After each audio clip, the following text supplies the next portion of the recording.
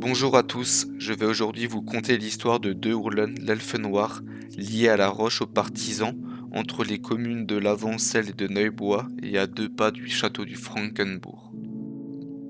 Un matin d'été, un célèbre sourcier se rendit aux roches des partisans, au-dessus de Lavancelle.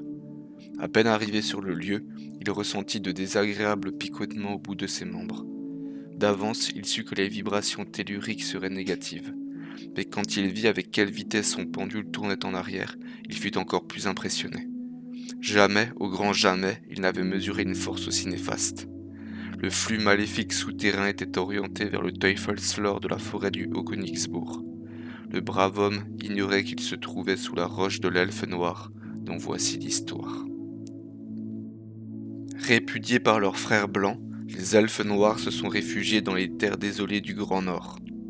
Là, ils ont fondé le royaume Isfreland où ils vivent leur exil.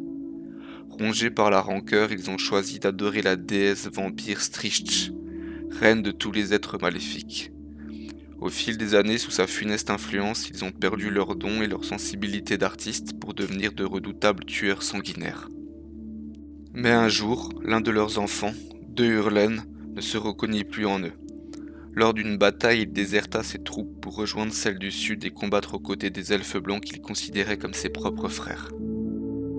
Hélas, à l'issue des combats, au lieu de lui manifester leur reconnaissance, les elfes blancs prirent peur à cause de sa couleur et lui demandèrent d'habiter sous une roche à l'écart de leur communauté. Il obéit sans rancune et vécut là en ermite.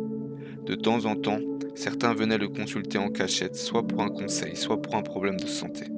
À chaque fois, l'elfe noir aida de son mieux. Un jour, la belle Solane vint lui rendre visite pour le remercier pour tout le bien qu'il avait déjà fait.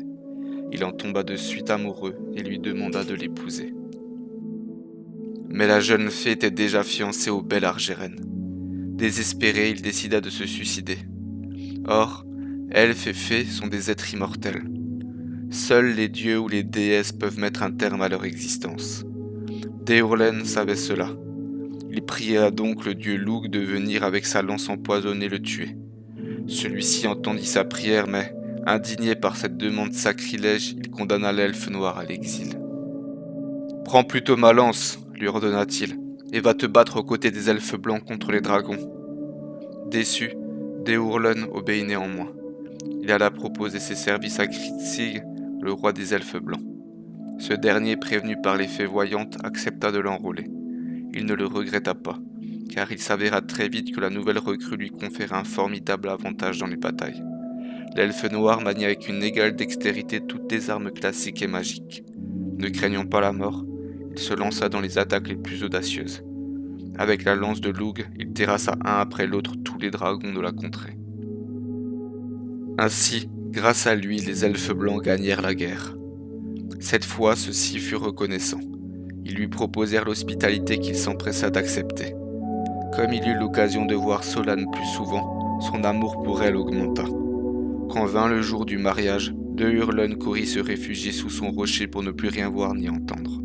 Il se boucha même les oreilles avec ses mains, mais il entendait toujours la musique, les rires et les cris de la fête. Fou de désespoir, il s'empara de la lance empoisonnée et se l'enfonça dans le cœur. La douleur fut atroce, mais la mort ne vint pas. À sa place apparut Lugh, très en colère. « Tu n'avais ni le droit ni le pouvoir d'utiliser ma lance contre toi-même, lui dit-il. « Achève-moi alors, je souffre trop, l'implora l'elfe noir.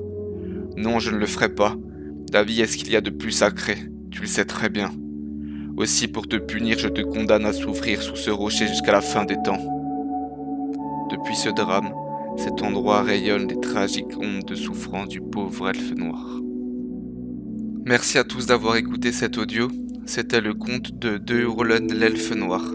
J'espère que vous l'avez apprécié. N'oubliez pas, la vie est ce qu'il y a de plus sacré, alors prenez-en bien soin. À bientôt pour une nouvelle légende alsacienne.